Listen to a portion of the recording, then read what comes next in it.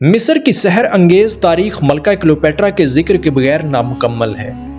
Cleopatra 7 تاریخ عالم کی سب سے مشہور خواتین حکمرانوں میں سے ایک گزری ہیں، جن کی بے پناہ ذہانت اور ہوشربا حسن کا سحر آج تک قائم ہے۔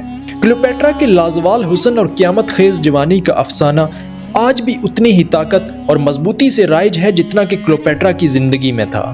ویڈیو میں آگے چل کر آپ یہ جان پائیں گے کہ اقتدار اور طاقت کے حصول کے لیے اپنے 2 سگے بھائیوں سے شادی کرنے والی ملکہ کلیوپیٹرا نے ایک زہریلے ناگ سے خود کو ڈسوا کر اپنی زندگی کا خاتمہ کیوں کیا۔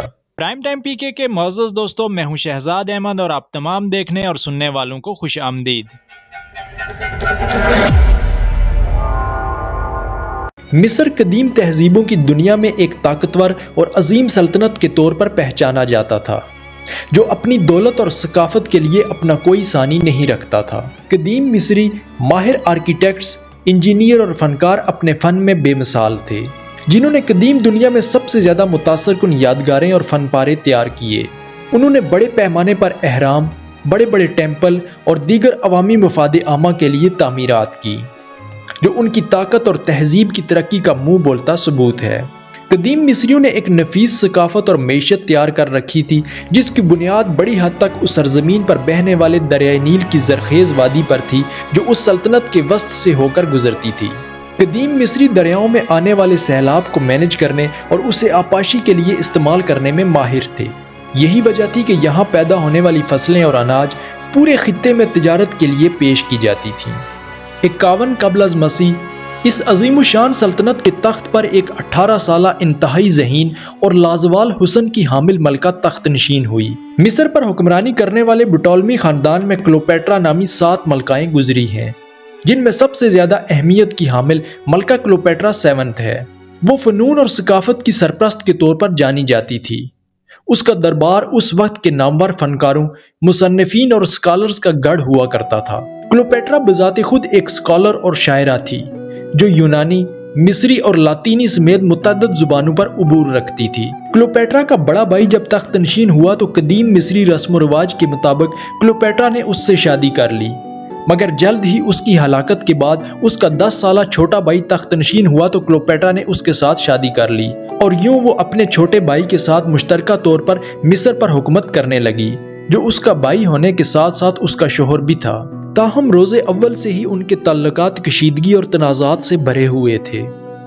اس کے بھائی کے دربار میں موجود مشیر، جن میں اکثریت خواجہ سرا تھے، انہوں نے کلیوپیٹرا کو اپنی حیثیت اور ساکھ کے لیے خطرہ سمجھتے ہوئے اس کے خلاف سازشوں کا جال بچھانا شروع کر دیا اور ننھے بادشاہ کو کلیوپیٹرا کے خلاف بھڑکانا شروع کر دیا۔ تاہم کلیوپیٹرا ایک ذہین اور غالب شخصیت کی مالک تھی، اور وہ اپنے بھائی، جو اس کا شوہر بھی تھا، کے ساتھ مل کر حکومت کرنا چاہتی تھی، کیونکہ کلیوپیٹرا یہ بات اچھی طرح جانتی تھی کہ اس کا بھائی حکومت کرنے کے لیے ابھی بہت چھوٹا ہے۔ یہی وجہ تھی کہ اس نے سلطنت پر حکمرانی کرنے میں اہم کردار ادا کرنا چاہا، جس کی وجہ سے سازشی مشیروں نے کلیوپیٹرا کو بادشاہ کے تخت کے لیے خطرہ قرار دیتے ہوئے بھڑکانا شروع کر دیا۔ جلد ہی کلیوپیٹرا کو اس کشیدہ صورتحال کا اندازہ ہو گیا، اور وہ سمجھ گئی کہ مشترکہ حکمرانی زیادہ دیر تک قائم نہیں رہ سکتی۔ لہٰذا کلیوپیٹرا نے اپنی طاقت مستحکم کرنے کے لیے اپنے بھائی سے کنارہ کشی اختیار کرنا شروع کر دی۔ عوام بٹولمی مشیروں سے مایوس ہو چکے تھے، اور وہ کلیوپیٹرا کو ایک قابل اور ذہین لیڈر کے طور پر دیکھتے تھے۔ یہی وجہ تھی کہ کلیوپیٹرا کو عوامی حمایت حاصل تھی، مگر یہ حمایت حکومتی معاملات چلانے والے بااثر اور طاقتور امراء، وزیروں اور مشیروں کے سامنے کوئی حیثیت نہیں رکھتی تھی۔ لہٰذا کلیوپیٹرا اور اس کے بھائی کے کشیدہ تعلقات کا فائدہ اٹھاتے ہوئے سازشی مشیروں نے بادشاہ کو کلیوپیٹرا کی جلاوطنی پر آمادہ کر لیا۔ اس منصوبے میں سب سے اہم کردار بادشاہ کے ایک خواجہ سرا چیف ایڈوائزر بوتھینس کا تھا، جو کلیوپیٹرا کو اپنی حیثیت اور اتھارٹی کے لیے شدید خطرہ سمجھتا تھا، اور یوں کلیوپیٹرا کو جلاوطن کر دیا گیا اور وہ مصر سے شام کی طرف ہجرت کر گئی۔ شام میں کلیوپیٹرا نے اپنے حمایتی لوگوں کے ساتھ مل کر مصر کا تخت واپس حاصل کرنے کے لیے ایک فوج جمع کرنے کی کوششوں میں اضافہ کر دیا، اور بالآخر وہ ایک بہت بڑی فوج جمع کرنے میں کامیاب ہو گئی۔ 48 قبل از مسیح میں کلیوپیٹرا ایک بہت بڑی فوج کے ہمراہ مصر واپس آئی تاکہ وہ تخت دوبارہ حاصل کر سکے۔ وہ اپنی فوج کے ہمراہ پلاسیم بندرگاہ پر اتری، جو بٹالمی افواج کے زیر کنٹرول تھی۔ پے در پے جنگوں کے بعد کلیوپیٹرا کی فوج بٹالمی کی افواج کو شکست سے دوچار کرنے کے بعد شہر پر قبضہ حاصل کرنے میں کامیاب ہو گئی، جبکہ دوسری جانب بٹالمی کی افواج دوبارہ منظم ہوئی اور اسکندریہ پر قبضہ حاصل کر لیا۔ تاہم اقتدار اور طاقت حاصل کرنے کی یہ جنگ ختم نہیں ہوئی۔ اسی دوران رومی سلطنت میں عظیم جنگجو جولیس سیزر نے اپنے حریف پومپئی کو شکست سے دوچار کیا۔ فارسیلس کی لڑائی میں پومپئی اپنی جان بچا کر مصر بھاگنے پر مجبور ہو گیا۔ اس نے فرعون سے درخواست کی کہ وہ جولیس سیزر کے خلاف اس کی مدد کرے۔ بٹالمی اور اس کی افواج جو پہلے ہی کلیوپیٹرا کے خلاف برسر پیکار تھی، وہ اور اس کی افواج اس پوزیشن میں نہیں تھی کہ وہ جنگ میں دوسروں کی مدد کر سکے، جبکہ اسے خود کلیوپیٹرا کی افواج کے خلاف بیرونی مدد درکار تھی۔ بٹالمی نے سیاسی چال سے کام لیا۔ وہ جانتا تھا کہ جولیس سیزر پومپئی کے تعاقب میں مصر آ رہا ہے۔ اگر بٹالمی جولیس سیزر کا اعتماد حاصل کرنے میں کامیاب ہو جاتا ہے تو سیزر کلیوپیٹرا کی بغاوت کو چلنے میں اس کی مدد کر سکتا ہے۔ لہٰذا اس نے رومن اسٹیٹمنٹ پومپئی کو قتل کروا دیا، اور جب سیزر اس کے دربار میں پہنچا تو اس نے پومپئی کا سر جولیس سیزر کو بطور تحفہ پیش کیا، مگر جولیس سیزر نے فرعون کی اس حرکت پر انتہائی غصے کا اظہار کیا۔ جولیس کے مطابق پومپئی اس کا مخالف ہونے کے باوجود ایک رومن تھا، اور بٹالمی کو یہ اختیار ہرگز حاصل نہیں تھا کہ وہ ایک قابل احترام رومن جنرل کو اس طرح بے دردی سے قتل کر دے۔ چنانچہ اس نے بٹالمی کی مدد کرنے سے صاف انکار کر دیا۔ فرعون نے سیزر کو گرفتار کر لیا اور کہا کہ جب تک وہ کلیوپیٹرا کے خلاف اس کی مدد کرنے پر آمادہ نہ ہو جائے وہ اسے رہا نہیں کرے گا۔ اسی اثنا میں جب کلیوپیٹرا کو اس بات کا علم ہوا کہ عظیم رومن جنرل جولیس سیزر مصر میں بٹالمی کی قید میں ہیں تو اس نے ایک خادمہ کا بھیس بدل کر سیزر کو قید سے رہا کروانے کا فیصلہ کیا۔ کلیوپیٹرا نے اپنی ذہانت اور سیاسی بصیرت کا استعمال کرتے ہوئے سیزر کی حمایت حاصل کر لی۔ سیزر جانتا تھا کہ روم اور مصر کے درمیان امن و امان بہت ضروری ہے، کیونکہ روم اس وقت خوراک اور اناج کی قلت سے دوچار تھا اور یہ تمام چیزیں مصر سے درآمد کی جاتی تھیں۔ لہٰذا دونوں طاقتوں کے درمیان دوستانہ تعلقات بہت ضروری تھے۔ اس لیے سیزر نے کلیوپیٹرا کا ساتھ دینے کا وعدہ کیا، کیونکہ سیزر کلیوپیٹرا کی ذہانت اور سیاسی سمجھداری سے متاثر ہوئے بغیر نہیں رہ سکا۔ اس کے ساتھ ساتھ وہ کلیوپیٹرا کے جادوئی حسن اور خوبصورتی کی وجہ سے اس کے انتہائی قریب آ کر اس کی محبت میں گرفتار ہو چکا تھا۔ سیزر ایک اعلیٰ درجے کا فوجی کمانڈر تھا۔ اس نے کلیوپیٹرا کی افواج کے ساتھ مل کر اسکندریہ کا محاصرہ کیا اور مہینوں تک جاری رہنے والی جنگ کے بعد بالآخر وہ اس شہر پر قبضہ حاصل کرنے میں کامیاب ہو گئے۔ اس دوران جنگ میں بٹالمی مارا گیا اور یوں کلیوپیٹرا نے مصر کا مکمل کنٹرول حاصل کر لیا۔ اس کے بعد سیزر واپس روم چلا گیا، کیونکہ شہر میں پھوٹنے والے فسادات کو اس کا قابل اعتبار جنرل مارک انتھونی کنٹرول کرنے میں ناکام رہا۔ لہٰذا سیزر نے روم کا مکمل کنٹرول حاصل کر لیا اور ایک آمر کے طور پر حکومت حاصل کر لی۔ وہ خوراک کی کمی کے مسئلے کو تیزی سے حل کرنے میں کامیاب رہا، کیونکہ مصر میں امن ہونے کی وجہ سے وہاں سے خوراک اور اناج بغیر کسی رکاوٹ کے درآمد کی جا سکتی تھی۔ اگرچہ سیزر نے یہ مسئلہ حل کر دیا تھا، لیکن اس کا عارضی آمرانہ عہدہ مستقل ہوتا جا رہا تھا، اور خوراک کا بحران گزر جانے کے بعد بھی وہ مستقل طور پر اس عہدے پر فائز رہا۔ کلیوپیٹرا کے ساتھ سیزر کے تعلقات کی وجہ سے طاقتور رومن سینیٹرز کو بہت سے خدشات لاحق تھے۔ بہت سے سینیٹرز کو یہ خطرہ لاحق تھا کہ سیزر حد سے زیادہ طاقتور ہوتا چلا جا رہا ہے، اور ایسا نہ ہو کہ وہ روم کو ایک بادشاہت یا آمریت میں بدل دے۔ وہ اس بات پر بھی فکر مند تھے کہ سیزر اپنی طاقت بڑھانے کے لیے سینٹ اور دیگر سیاسی اداروں کو کمزور سے کمزور تر کرتا چلا جا رہا ہے۔ اس طرح جولیس سیزر کو سینیٹرز کے ایک گروپ نے 44 قبل از مسیح قتل کر دیا۔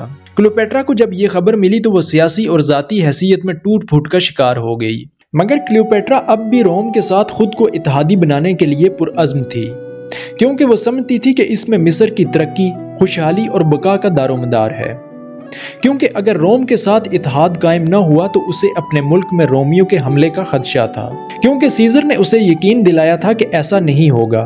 لیکن اب سیزر کے ساتھ ساتھ وہ معاہدہ بھی ختم ہو چکا تھا۔ اس نے محسوس کیا کہ مارک انتھونی جو سیزر کے قریبی اتحادیوں میں سے ایک تھا، اس کے ساتھ تعلقات قائم کر کے اپنا تخت محفوظ بنایا جا سکتا ہے اور رومی مداخلت سے مصر کو محفوظ رکھا جا سکتا ہے۔ چنانچہ 41 قبل از مسیح مارک انتھونی کلیوپیٹرا سے ملنے مصر پہنچا۔ کلیوپیٹرا کے حسن بلاخیز اور کرشماتی خوبصورتی اور دلکشی نے مارک انتھونی کو اپنے سحر میں مبتلا کر دیا، اور یوں دونوں کے درمیان عشق و محبت کا ایک نیا باب شروع ہوا، جسے زندگی بھر ساتھ نبھانے کا عہد کیا گیا۔ کلیوپیٹرا نے اپنا اثر و رسوخ استعمال کرتے ہوئے اپنے اہداف حاصل کرنے کے لیے مارک انتھونی کے ساتھ مل کر اکٹوین کے خلاف اتحاد بنا لیا۔ اکٹوین سیزر کا منہ بولا بیٹا تھا۔ تاہم مارک انتھونی کی ساخت کو اس سے بھی زیادہ نقصان اس وقت پہنچا جب اس نے اپنی رومن بیوی کو طلاق دے دی اور کلیوپیٹرا سے شادی کر لی۔ یوں مارک انتھونی ملکہ کلیوپیٹرا کے ہاتھوں میں ایک کٹ پتلی بن کر رہ گیا۔ 31 قبل از مسیح میں اکٹوین نے انتھونی اور کلیوپیٹرا کے خلاف اعلان جنگ کیا۔ کلیوپیٹرا سے انتہائی محبت اور حد سے زیادہ شراب نوشی کی عادت نے مارک انتھونی کی جنگی صلاحیتوں کو زنگ لگا دیا تھا، جس کی وجہ سے انتھونی کی افواج پر مایوسی کے بادل چھانے لگے۔ اکٹوین کی بحری طاقت انتھونی کی افواج سے کہیں زیادہ تھی۔ فیصلہ کن جنگ میں اکٹوین افواج نے انتھونی کی فوج کے پاؤں پہلے ہی حملے میں اکھاڑ دیے اور یوں انتھونی کی افواج نے خود کو اکٹوین فوج کے حوالے کر دیا۔ کلیوپیٹرا نے شکست دیکھتے ہوئے اپنے جہازوں کو بھاگنے کا حکم دیا۔ یہ جنگ ان کے اتحاد کے لیے ایک بہت بڑی شکست تھی اور وہ اسکندریہ کی طرف پیچھے ہٹنے پر مجبور ہو گئے۔ اکٹوین نے مصر تک ان کا تعاقب کیا اور کئی ماہ کے محاصرے کے بعد انتھونی کی افواج اس کا ساتھ چھوڑنے لگی کیونکہ کلیوپیٹرا کے لوگوں نے اس کی فوج کو اس کے خلاف کرنا شروع کر دیا۔ 30 قبل از مسیح انتھونی کو ایک جھوٹی خبر دی گئی کہ کلیوپیٹرا نے خودکشی کر لی ہے، جسے سن کر انتھونی یہ صدمہ برداشت نہ کر سکا اور اس نے اپنی جان لے لی۔ جب کلیوپیٹرا کو اس کی موت کی خبر ملی تو کلیوپیٹرا نے بھی اپنی زندگی ختم کرنے کا فیصلہ کر لیا۔ چنانچہ ایک زہریلے سانپ کو انجیر کی ٹوکری میں ڈال کر اس کے پاس لایا گیا، جس نے کلیوپیٹرا کو ڈس کر اس کی زندگی کا خاتمہ کر دیا۔ کلیوپیٹرا کی موت نہ صرف رومن ریپبلک کے خاتمے اور رومی سلطنت کے آغاز کا باعث بنی، بلکہ اس کی موت کے ساتھ ہی بٹالمی خاندان کی عظمت کا خاتمہ بھی ہو گیا، جو اسکندر اعظم کی موت کے بعد سے مصر پر حکمرانی کر رہا تھا۔ کلیوپیٹرا کی موت کے بعد وہ خواتین کی طاقت اور آزادی کی علامت کے طور پر مانی جانے لگی۔ اس کے ساتھ ساتھ اسے فن ادب اور ثقافت کی ترقی کے ان گنت کاموں کے طور پر یاد رکھا گیا، کیونکہ اس کی زندگی کی نمایاں خصوصیات آج تک لوگوں کو متاثر کر رہی ہیں۔ امید ہے آج کی یہ ویڈیو آپ کو ضرور پسند آئی ہوگی۔ حاضر ہوں گے ایک نئی دلچسپ اور معلوماتی ویڈیو کے ساتھ، تب تک اجازت دیجیے۔